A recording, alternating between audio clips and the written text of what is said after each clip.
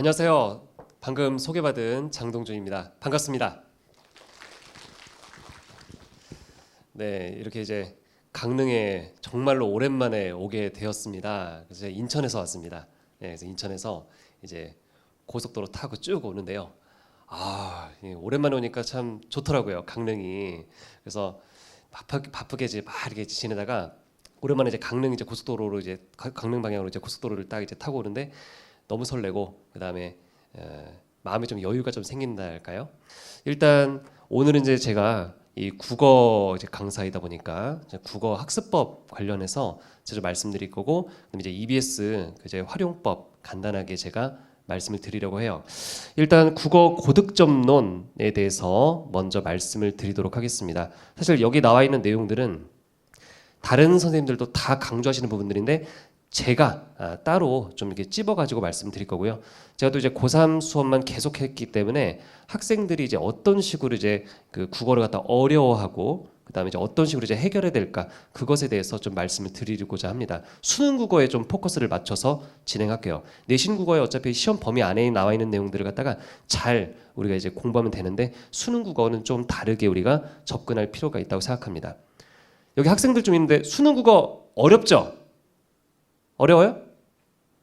네, 부끄러워서 지금 대답을 잘 못하고 계시는데 이번에 4월 학평은 조금 이제 수월했죠. 근데 3월 학평 상당히 어려웠을 겁니다. 작년 수능과 되게 유사한 느낌으로 나왔고, 그래서 이제 앞으로 이제 6월 모평도 있고 이제 9월 또 이제 수능까지 잘 가야 되는데요. 첫 번째로는 자 수능 국어예요. 자신만의 시간 분배 원칙을 세우자입니다. 자신만의 시간 분배 원칙. 학생들마다 다 다릅니다. 어떤 친구들은 그냥 화작문부터 처음에 어떻게 돼요? 순서가 문제 배열 순서가 자 화법, 작문, 그 다음에 문법, 그 다음 독서, 문학 이런 식으로 현재 되어 있죠. 근데 이제 여태까지 기출의 흐름을 보면 이제 독서와 문학이 순서가 왔다 갔다 하는 경우도 있었지만 일단 현재는 이제 독서, 그 다음에 이제 뒤에가 문학으로 배치가 되어 있습니다. 그냥 순서대로 쭉 푸는 게 편한 친구들도 있고요. 그런데 중요한 것은 이제 요즘에 문제가 어렵게 나오고 그 다음에 지문도 길어졌기 때문에 이제 시간이 모자른 시험이 되었습니다. 이 수능 국어가. 그래서 자신만의 어떤 그런 시간 분배, 영역을 어떤 것을 먼저 할 것인가. 예를 들어서 그냥 순서대로 쭉 풀 것인가. 아니면 화작문을 풀고 그 다음에 문학을 먼저 풀고 마지막에 독서. 왜냐면 비문학이 요즘에 가장 어려우니까 비문학을 맨 마지막에 배치하는 거죠. 그리고 조금 더 디테일하게 들어가면 과학과 기술에서 이제 정보량이 상당히 많고 정보 간의 관계를 되게 복잡하게 묻는 지문들이 많이 나오니까 그래서 과학기술 같은 경우는 맨 마지막에 푼다라든지 그런 식으로 자신만의 어떤 그런 행동 강령을 세우시는 거예요. 자신만의 어떤 그런 이 영역별로 어떤 식으로 이제 순서를 정할 것인가 이것을 확실하게 정하셔야 됩니다. 그래서 시험장에 딱 갔을 때 그냥 불안하지 않게 난 이 순서대로 풀 거야 이렇게 생각을 해두시는 게 중요한 것 같습니다. 그런데 어떤 식으로 시간 분배라는 것이 좋은가라고 하는 것은 본인이 기출 문제를 풀면서 본인이 스스로 그것을 갖다가 실험을 좀 해보셔야 돼요. 어떤 식으로 했을 때 가장 시간 전략이 잘 되는가 그것을 해보셔야 되는데 대부분 여기서 잘하는 학생들이야 뭐 자신만의 방식이 있겠죠. 고정적으로 1등급을 쭉 맞는 학생들은. 그런데 3등급에서 3등급, 4등급, 5등급 정도 혹은 그 밑에 학생들 같은 경우는 통상적으로 화작문 먼저 풀고 그 다음에 문학을 풀고 맨 마지막에 비문학으로 이렇게 끝내는 경우가 많습니다. 그렇게 해야 이제 상대적으로 시간이 좀 절약되고 마지막에 찍더라도 그죠? 예. 비문학 쪽으로 이렇게 하는 게 낫지. 그러니까 가장 안 좋은 태도는 너무 완벽주의적인 어떤 그런 태도, 이게 가장 안 좋은 것 같아요. 예를 들어서 쭉 문제를 풀다가 어떤 어려운 문제를 만났습니다. 그 어려운 문제를 해결하기 위해서 끙끙대요. 그러다가 뒤에 문제를 다 못 풀고 넘어가게 되는 경우가 많습니다. 그래서 가장 어렵게 보이는 좀 이렇게 특히 이제 선지의 길이가 길고 그다음에 정보량이 많은 어떤 그런 문제를 만났을 때는 최대한 뒤로 보내고 그죠? 내가 할 수 있는 거를 먼저 끝낸 다음에 마지막에 어려운 것을 갖다가 풀자. 그렇게 해놓으면은 상당히 시간 전략에 도움이 많이 될 것입니다. 그래서 자신만의 어떤 시간 분배 원칙을 이제 기출 문제를 풀어보면서 한번 실험을 해보세요. 자신만의 어떤 시간 분배 원칙을 한번 세워보시고 자, 두 번째로는 제가 세 가지 준비해왔어요. 세 가지. 자, 두 번째로는 영역별로 자신만의 문제풀이 방식을 확립하자. 특히 비문학. 다른 것도 마찬가지지만 특히 비문학입니다. 비문학이 이제 가장 어렵게 나오니까요. 그래서 보면 이제 자신만의 문제풀이 방식이라고 했는데 시험장에 가면은 일단 긴장이 됩니다. 혼자서 독서실에서 혼자 혹은 자습실에서 혼자 조용히 문제를 풀 때는 참 평온해요. 그죠? 그렇게 문제가 잘 풀릴 수가 없어요. 그죠? 그런데 딱 시험 대형으로 딱 되어 있는 어떤 그런 곳에 가잖아요. 그럼 어떻습니까? 살짝 긴장이 되고, 그죠? 그리고 옆에 친구가 발 떠는 거 보면 갑자기 나도 갑자기 산만해지고. 하여튼 그런데 자신만의 어떤 그런 문제풀이 방식이 확립되어 있으면은 어떤 공간에서 문제를 풀어도 그냥 편안하게 문제를 풀 수가 있습니다. 그래서 자신만의 어떤 그런 문제풀이 방식을 확립해야 되는데 자세한 얘기는 이제 뒤에서 비문학 부분에서 제가 말씀을 드릴 거예요. 비문학 학습법 부분에서. 그래서 어떤 식으로 해야 되는가 이건 이제 좀 이따가 말씀드릴 거고요. 그 다음에 마지막 세 번째는 뭐 당연한 얘기일 수도 있는데 개념을 아는 것에 그치지 말고 적용하자입니다. 특히 문법과 문학 파트에서 그렇습니다. 문법이야 뭐 개념 중요한 거 다들 알고 계시죠. 그래서 문법 같은 경우는 이제 개념을 한번 제대로 완벽하게 숙지를 해주시는 게 중요한데 지금 현재 학교 현장에서는 학생부 종합전형, 그죠? 학생부 종합전형이 이제 거기서 수시에서 많이 이제 인원을 뽑아가지고 그 학생부 종합전형을 이제 대비한 어떤 그런 학교 프로그램도 상당히 많고 지금 학교별로 점점 이렇게 학생부 종합전형을 대비한 어떤 그런 수준이 상향 평준화되고 있는 어떤 그런 이제 상황인 것 같습니다. 그런데 그럼으로 인해서 수행평가도 되게 다양하게 많이 진행하시고 또 학교 선생님들도 또 이제 거꾸로 교실이라든지 뭐 하브루타 등 여러 가지 어떤 수업 방식을 도입하셔서 열심히 하세요. 근데 그러다 보니까 상대적으로 이제 학생들의 수능 공부 시간이 부족한 경우가 많습니다. 그러니까 자기 공부 시간을 확실하게 확보해서 수능 준비를 쫙 해야 되는데 이게 사실 교내 활동에 너무 집중하다 보니까 이게 너무 시간이 좀 부족한 거예요. 막상 보면. 그래서 하루에 제대로 공부하는 시간이 한 3시간 나올라나? 그래서 밀도 있게 수능 공부를 쭉 해야 되는데 그게 잘 안 되고 그 다음에 이 수능 중심으로 많이 공부를 안 한 친구들이 상당히 많더라고요.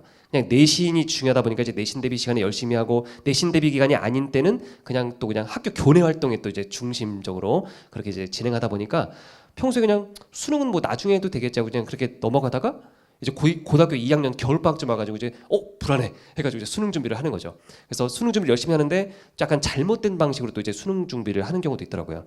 수능은 내신처럼 그렇게 단기간에 그냥 범위 안에 있는 내용을 갖다 이제 암기해서 하는 게 아니잖아요. 어떻게 됩니까? 아는 개념을 가지고 응용할 줄 알아야 돼요. 응용. 근데 그 개념을 적용하고 응용하는 그 능력이 단기간에 절대 길러지지 않습니다. 절대로 길러지지 않아요.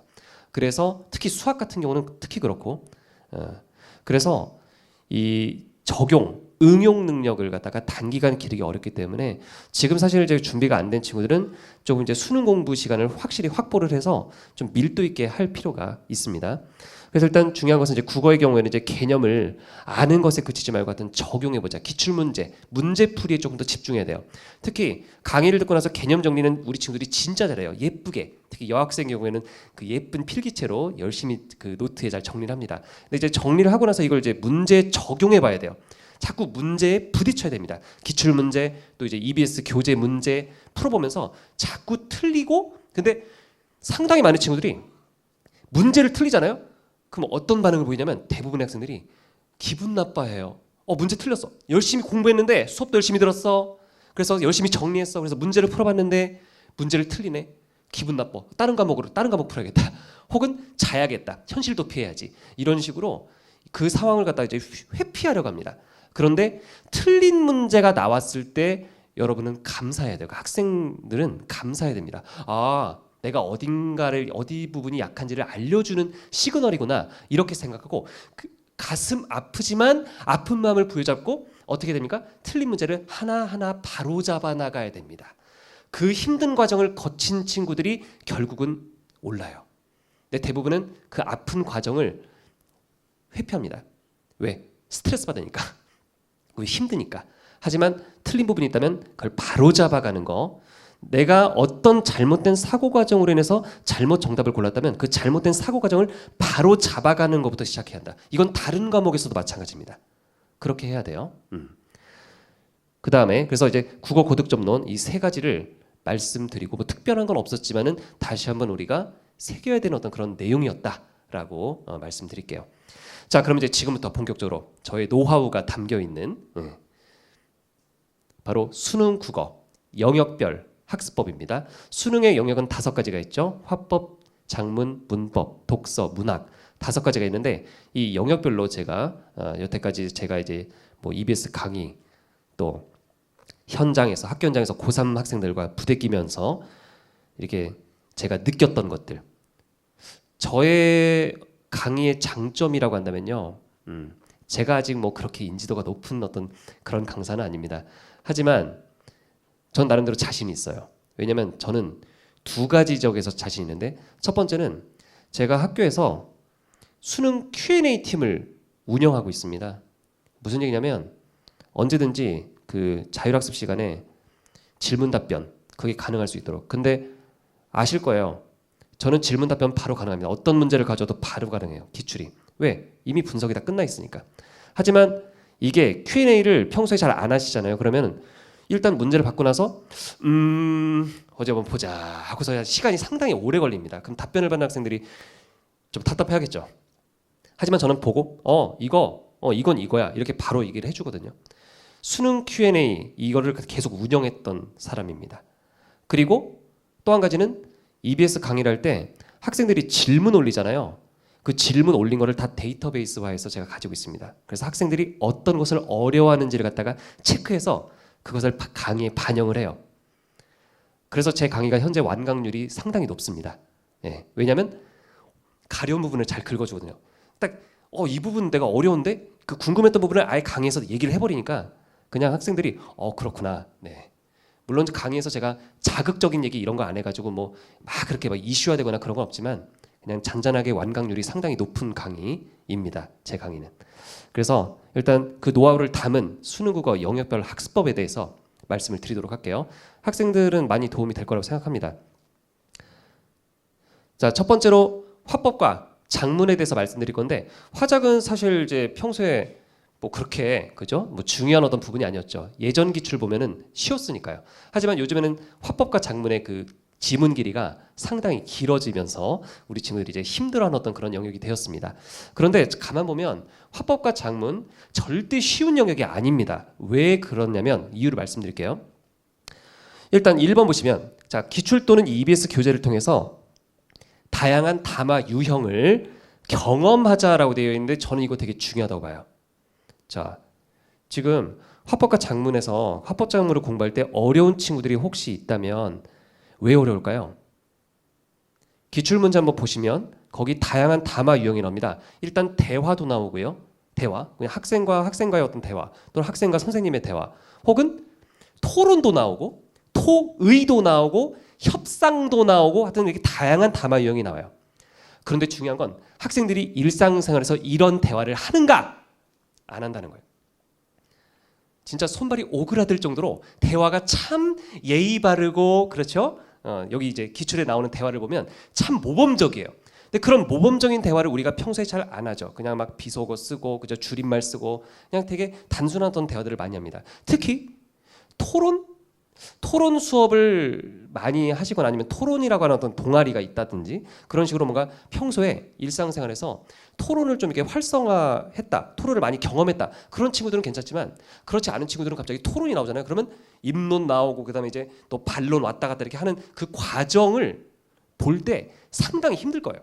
그 흐름, 토론의 흐름을 파악하는 자체가. 그래서 다양한 담화 유형을 경험해 보는 것이 상당히 중요합니다. 물론 실제 학교 생활에서 경험하면 가장 좋겠지만 그게 안 될 경우에는 눈으로 토론이라고 하는 것이 이런 식으로 진행되는구나. 찬성과 반대가 이런 식으로 되고 지금 여기 교차 질문할 때는 이런 식으로 반박을 하는구나. 이런 식으로. 그래서 다양한 담화 유형을 경험해 보는 것이 상당히 중요합니다. 익숙해지는 게 중요하다. 그런 얘기죠. 그 다음에 두 번째가 사실은 상당히 중요한 내용이에요. 담화는 흐름 파악이 중요하다. 그래서 담화의 흐름을 잡고 문제를 풀자. 화법과 작문도 결국은 글로 나오는 것이기 때문에 잘 읽고 푸는 겁니다. 그런데 비문학처럼요. 이렇게 키워드, 정보 찾기. 그래서 그냥 한 문단 읽고 그 다음에 바로 선택지 파악하고 이런 식으로 가면은 실수할 수 있어요. 그래서 담화의 흐름을 쭉 끝까지 처음부터 끝까지 쭉 읽고 그 다음에 문제를 푸는 것이 좀 더 효율적입니다. 아마 비문학처럼 그냥 이렇게 그냥 키워드 매칭 1대1 그냥 연결로 그냥 풀면 되겠지 하고서 그렇게 풀다가 순간 한두 문제 틀리는 경우가 상당히 많습니다. 특히 상위권 학생들도 그런 식으로 풀다가 그냥 화법과 작문에서 한 문제나 두 문제 정도 실수로 틀리는 경우가 생겨요. 그래서 화작은 담화의 흐름, 자 중간에 흐름을 끊기면 안 되니까 흐름을 쭉 잡고 그 다음에 문제를 푸는 그런 연습으로 하시면 상당히 많이 도움이 될 겁니다. 그 다음에 마지막은 이제 세 번째인데 안타까운 얘기인데요. 화작도 비문학처럼 길어지고 있습니다. 그래서 여기 제가 써놨는데요. 활자 중독이라는 말 혹시 들어보셨어요? 활자 중독? 활자 중독이다. 활자 중독의 수준에 도달해야 시간을 줄일 수 있다. 이거는 이제 비문학 부분에서도 마찬가지인데요. 활자 중독이라고 하면 뭐 중독이라니까 이제 좀 부정적인 느낌이 들 수도 있겠지만 여기서는 이제 활자 중독이 긍정적인 의미의 활자 중독이다라고 생각해 주시면 되겠습니다.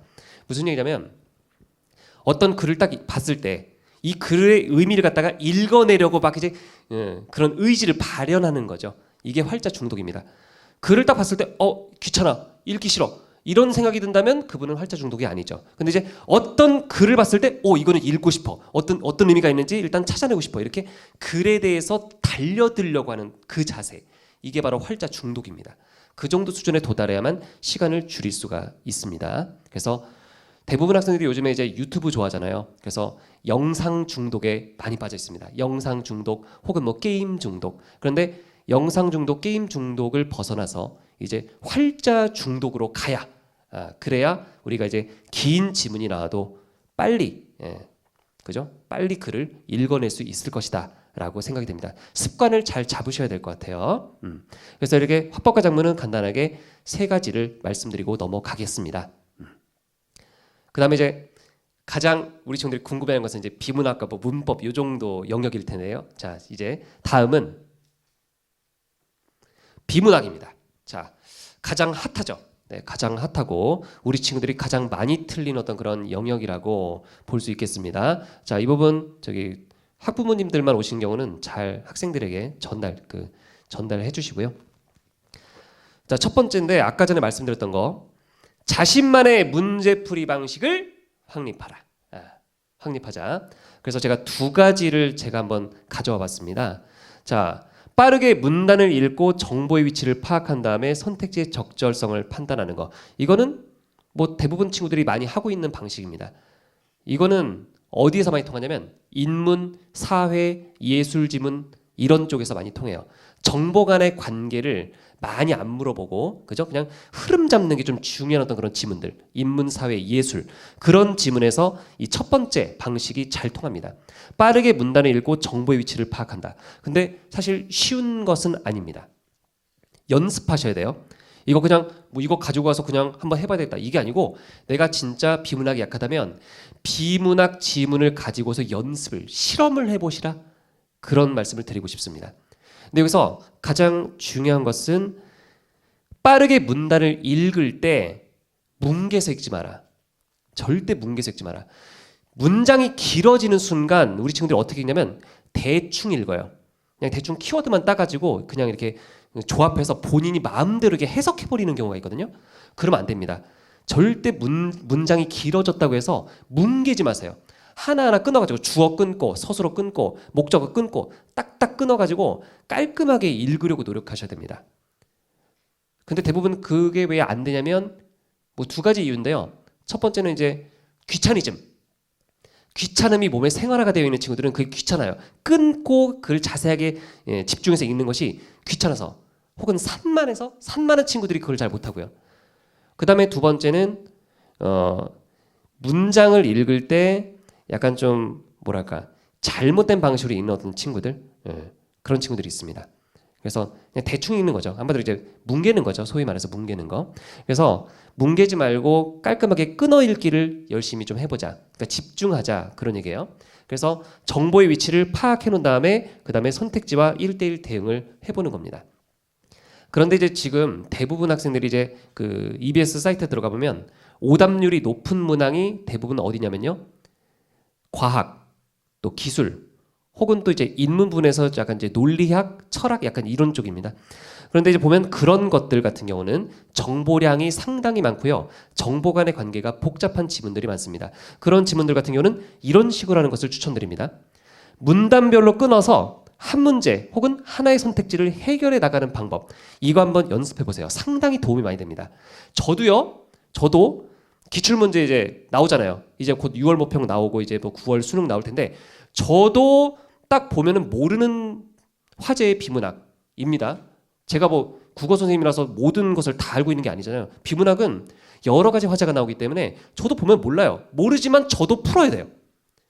그럼 제가 풀 때 그냥 뭐 글을 쭉 읽어가면서 여유 있게 무슨 뭐 배경 지식 검색해가면서 풉니까? 안 되죠. 저도 시간 안에 풀어보려고 노력합니다. 그러다 보니까 자, 내린 결론이 이거였어요. 문단별로, 예를 들어서 문단이 7개가 나왔다 하면은 첫 번째 문단 읽고요. 근데 이거는 정보 간의 관계가 복잡한 거에서 이제 하는 거예요. 그냥 단순하게 흐름 파악이 그냥 쉽게 되는 어떤 그런 거는 그냥 풀면 되는데, 자, 복잡한 거 이런 거 같은 경우는 특히 과학기술 같은 경우는 첫 번째, 두 번째, 세 번째 문단 읽었을 때쯤 두 번째 문단에 나와 있던 내용들이 사라져요. 머릿속에 워낙 정보들이 많이 있었으니까. 그래서 한 문단 읽고 문제 부분을 쫙 보는 거예요. 그럼 거기서 걸리는 것들이 있습니다. 첫 번째 문단 읽고 쭉 보고 걸리는 선택지를 해결하는 거예요. 이거 적절하지 않은 거 바로 X, 이런 식으로. 그리고 두 번째 문단 읽고 또 문제 부분 보고 쭉 해결하고, 한 문단씩 혹은 뭐 두 문단씩, 가능한 친구들은 두 문단씩 해도 괜찮아요. 그래서 한 문단 혹은 두 문단씩 읽고 바로 문제 부분 가가지고 해당되는 거 선택지, 적절성, 판단, 그런 식으로 왔다 갔다 하시면 상당히 도움이 많이 될 겁니다. 특히 실전에서 정말 어려운 지문이 나왔을 때, 정말 복잡한 지문이 나왔을 때는 그런 식으로 하는 게 효과적이에요. 지문을 쭉 읽고 문제를 풀려고 한다면 이미 머릿속에 지문 읽었던 내용들이 사라져 있는, 상당히 많은 정보들이 사라져 있을 겁니다. 그래서 한 문단 혹은 한두 문단 읽고 문제 왔다 갔다 이거를 한번 잘 되는지 해보세요. 일단 해보세요. 연습, 실험을 해보시기 바랍니다. 그 다음에 두 번째는요, 정보 간의 관계가 제시될 경우, 제가 정보 간의 관계란 말을 상당히 많이 쓰는데 정보 간의 관계를 묻는 문항이 가장 어려운 문항이에요. 작년에 수능 국어 31번 문항도 바로 그런 문항이에요. 정보 간의 관계를 묻는 문항이었습니다. 그래서 정보 간의 관계가 제시될 경우에는 지문 옆에 간단히 적어두는 거, 이거 상당히 도움됩니다. 저도 그렇게 해요. 저도 문제 풀 때 그렇게 합니다. 그래서 정보 간의 관계, 예를 들어서 비례 반비례 관계, A가 높아지면 B가 낮아진다, 또는 뭐 A가 낮아지면 B가 높아진다, 뭐 이런 식이라든지, 혹은 뭐 수학 공식 같은 공식이 나올 수도 있어요. 뭐 밀도 공식, 그죠? 이런 거라든지 어떤 정보 간의 관계를 묻는 것이 나온다면, 혹은 뭐 인과, 원인과 결과라든지, 그죠? 그런 것들은 반드시 지문 옆에 간단히 적어두는 게 중요합니다. 시간 아깝다고 생각하지 말고 적어두세요. 그래야 나중에 선택지 판단할 때 다시 그 부분으로 돌아와서 그렇지, A가 높아졌는데 비례관계구나, 그렇지. 근데 이런 식으로 시험에 나오잖아요. A가 높아지면 B도 높아진다라고 지문에 써 있는데 선택지에서는 A가 높아질수록 B가 낮아진다, 뭐 이런 식으로 살짝 이제 바꾸잖아요. 그죠? 그래서 그런 정보 간의 관계를 딱 비튼 어떤 그런 선택지를 대비하기 위해서는 지문 옆에 그 정보 간의 관계를 간단하게 적어두는 것이 중요합니다. 시간 아깝다고 생각하지 마시고. 그 다음에 세 번째, 모르는 어휘는 따로 국어 어휘 노트에 정리해두자. 우리가 영어 단어만 그렇게 하는 것이 아니고요. 자, 비문학 같은 거 읽었을 때 분명히 정말로 어려운 어휘는 따로 어휘풀이로 제시해주는 경우가 있는데 요즘 그런 거 점점 사라지고 있어요. 이 정도 어휘는 알고 있지, 이렇게 전제해서 나오는 지문들이 상당히 많습니다. 그래서 최근에 어떤 친구가 저한테 질문했어요. 선생님, 배타적이라는 말이 무슨 말이에요? 이런 거. 그래서 그런 지문에 나와 있는 어휘 중에서 어렵게 느껴지는 어떤 그런 이제 어휘들이 있다면 반드시 체크해서 자신만의 국어 어휘 노트에 이제 정리를 하세요. 그래서 쉬는 시간에 틈나는 대로 보시기 바랍니다. 영어 단어 보듯이, 아니면 공부하다가 머리 식힐 때, 그죠? 그래서 어휘, 모르는 어휘는 따로 국어 어휘 노트를 마련해서 정리해 두자. 그러면 자신의 어휘력이 늘어날 거고 실제로 비문학에 나오는 어떤 그런 어휘들이 반복적으로 제시가 되거든요. 또 실제 시험에서. 그래서 세 번째 사항도 우리가 이제 최상위권을 향해서 달려간다면 꼭 우리가 해야 될 작업 같습니다.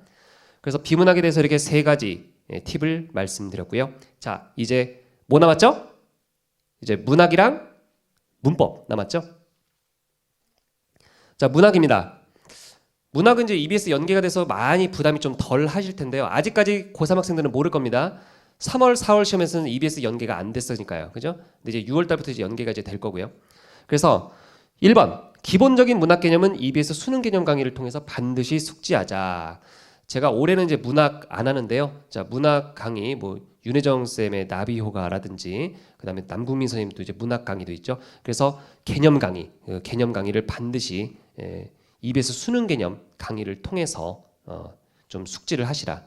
그래서 표현사항의 특징 같은 문제를 보면은 그 선택지에 많이 나오잖아요. 감각의 전이라든지 음성상징어 이렇게 어떤 그런 문학 개념어들 그런 것들은 반드시 챙겨 두시면 좋겠고요. 그 다음에 두 번째. 자, 두 번째가 상당히 의미가 있습니다.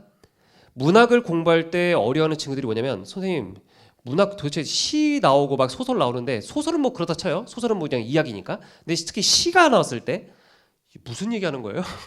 이해가 안 돼요. 도대체 해석이 안 되는데 이거 어떻게 돼요? 이렇게 이제 많이 질문을 해요.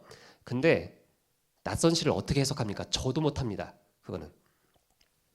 어떤 시가 딱 나왔을 때 그 시를 갖다가 해석하고 문제를 푸는 게 아니에요. 어떻게 그렇게 해요?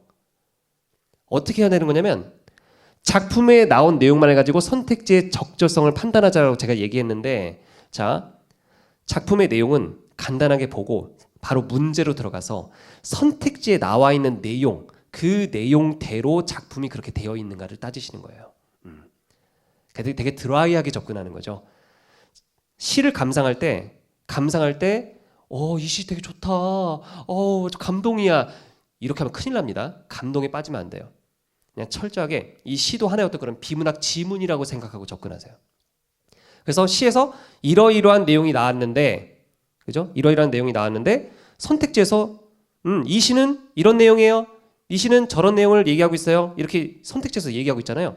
그게 적절한지만 따져주면 되는 거예요. 그래서 작품에 나온 내용만을 가지고 선택지의 적절성을 판단하는 연습을 하시면 됩니다.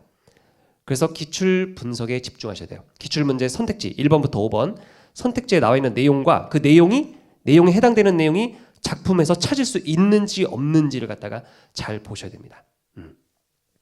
그리고 이제 학생들이 이제 여기 공감하실 텐데 이 문학에서요 적절하지 않은 선지는 확실히 적절하지 않죠. 적절하지 않은 부분이 있어요. 근데 적절한 선지 같은 경우는 적절한 것 같기도 한데 이게 좀 적절한 거야? 100% 확신이 안 들잖아요. 문학에서의 선지는 약간 개연성에 가깝습니다. 개연성, 그럴듯함. 그래서 문학에서의 적절한 선지는 그러한 가능성이 있다 정도의 선지가 많기 때문에 우리가 주목해야 되는 것은 바로 세 번째. 문학의 선지를 판단할 때는 적절한 선지보다는 적절하지 않은 선지에 주목하자. 그래서 제가 학생들에게 얘기합니다. 현장이든 뭐 우리 EBS 강의를 할 때든 문학 작품을 우리가 이제 풀 때 문학 작품과 관련된 어떤 이제 문제 나왔을 때는 우리가 적절하지 않은 선지부터 빨리 찾고 지워라 이렇게 얘기합니다. 왜냐하면 적절하지 않은 선지는 확실하게 적절하지 않은 부분이 들어가 있거든요. 그런데 적절한 선지 같은 경우는 그거를 여러분이 판단하기가 상당히 어려울 거예요. 왜냐하면 그럴 수 있다 정도의 서술이기 때문에 명확하게 이거다 이게 아니거든요. 왜냐하면 작품 해석은 여러 가지로 할 수 있잖아요. 그죠? 그래서 적절하지 않은 선지를 빨리 골라낸다면 정답에 가까워질 수 있습니다.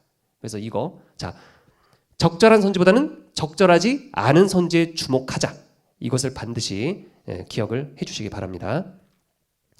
다음 이제 마지막이에요. 이제 마지막입니다. 문법이에요. 문법. 자, 문법 개념은 빈틈없이 정리해야 한다라고 말씀드렸는데요. 제가 예전에 이제 문법 탄탄대로라는 강의를 이제 진행하기도 했었고 2015년도에 그때 그 강의가 거의 1년 동안 계속 탑 위에 완강률 인기도 탑에 있었습니다. 뭐 그런 걸 자랑하려는 게 아니고요. 저는 나름대로 이제 문법 강의를 좀 많이 맡아왔어요. 여태까지. 문학이랑 비문학 여러 가지 영역이 있잖아요. 근데 저는 주로 맡은 강의가 문법이었어요. 문법을 주로 많이 맡아왔습니다. 그러다 보니까 데이터베이스가 좀 많이 쌓였고, 그래서 학생들이 어떤 부분을 어려워하는지, 또 우리 친구들, 여기 학생들만 공감할 수 있는 얘기인데요. 문법 공부를 해도 좀 이런 거 있잖아요. 막상 시험을 보면은 그래, 내가 배운 문법 지식을 활용한 거긴 한데 문제가 낯설어요. 왜 낯설까요? 약간의 그 데코레이션을 넣기 때문이에요. 그러니까 약간의 그 문제를 낼 때 약간의 어떤 그런 표현 방식을 좀 다르게 한다든지 뭔가 장식을 좀 이렇게 독특하게 해놔가지고 어렵게 보이는 거예요.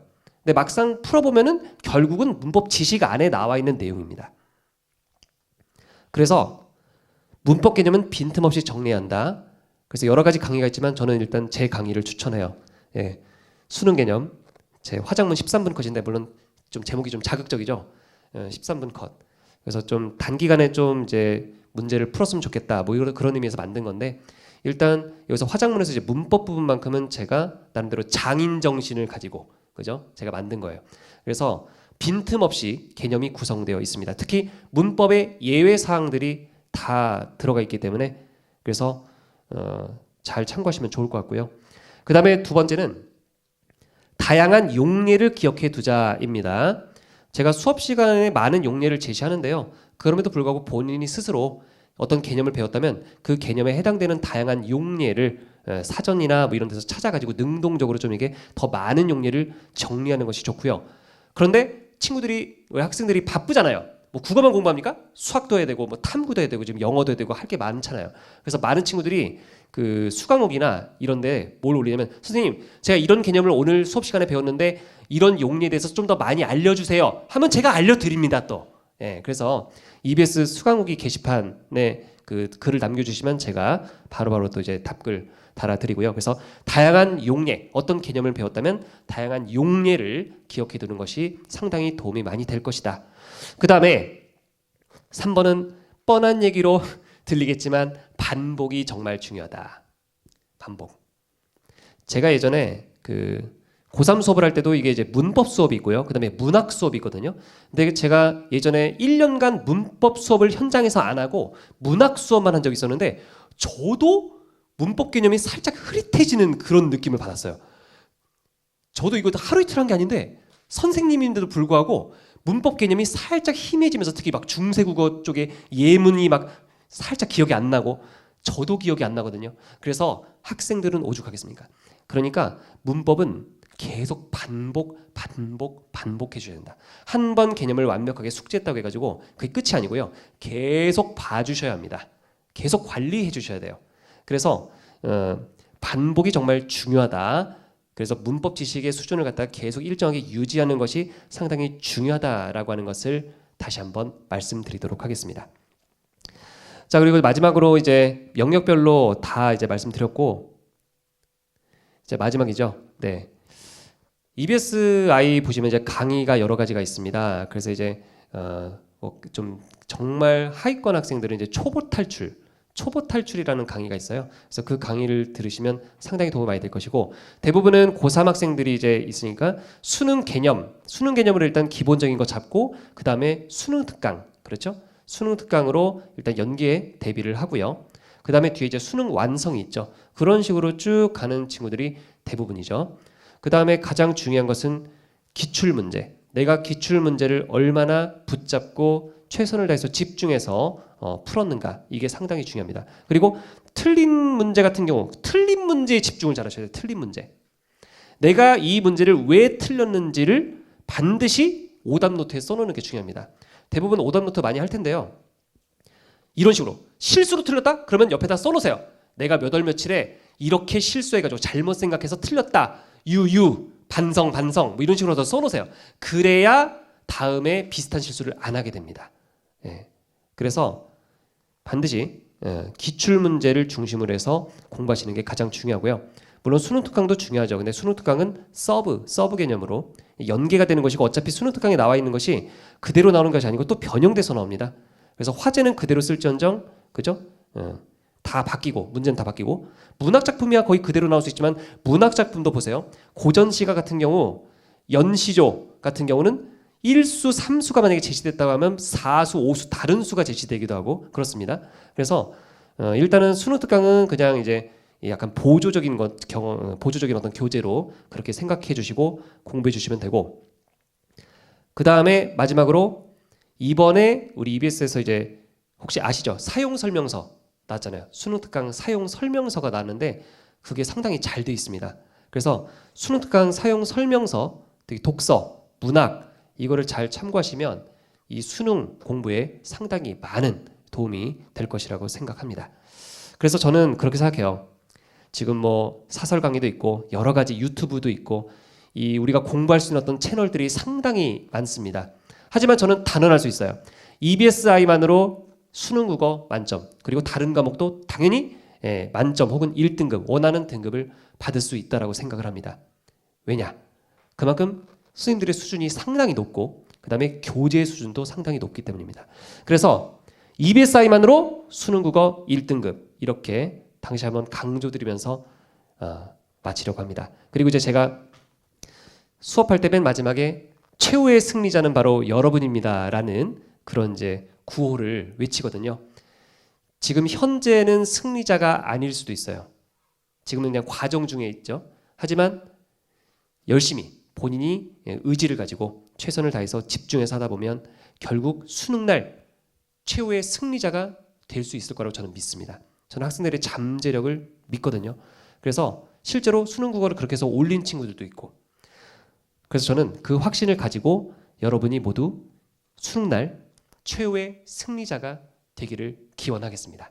감사합니다.